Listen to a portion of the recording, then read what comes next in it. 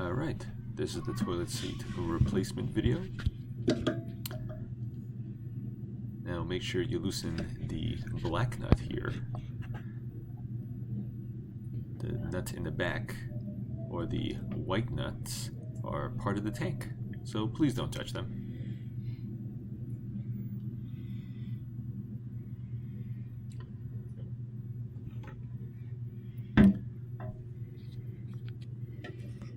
So you're going to lift up these little tabs.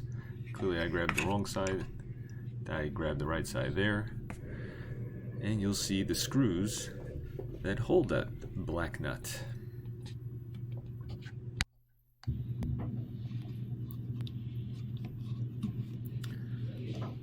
Now in some cases you might need a screwdriver, in this case a Phillips, to hold the actual bolt, but a simple finger press was good enough to loosen up the black nuts here.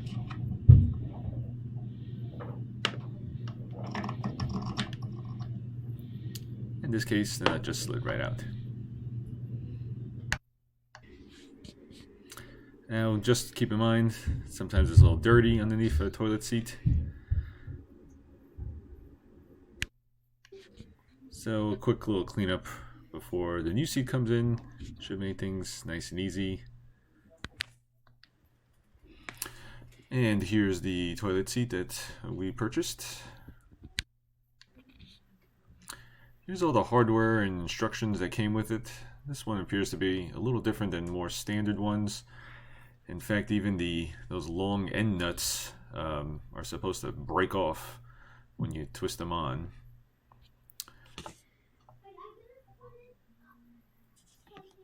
You can take a look at all the instructions here, but the way I did it seemed to work pretty well. So this one has a plate and a bolt, metal bolt, and then it has this bushing that gets pushed in. So make sure you push it all the way in. Sometimes it's a little sticky. Make sure you install the same setup on the opposite side before sliding it into the toilet seat. And here's that nut, extra long for some reason. But again, it's easily screwed in by hand. And you can give it some nice torque to hold it down. You can actually see that lower part of the nut. Looks like it has a little breakaway fitting. Again, I'm not sure why that was necessary here, but that's how they had designed it. And again, make sure to repeat for the other side.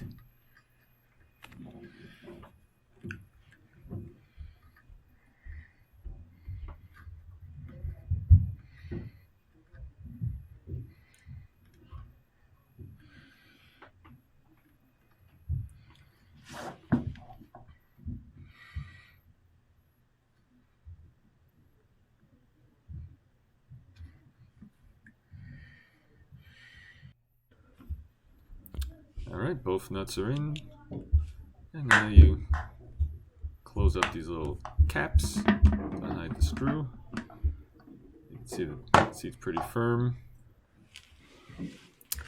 This is a slow drop seat, and it seems to be the slowest in the world. So one day this seat will come down, and thanks for watching. Hopefully this was informative and easy to follow.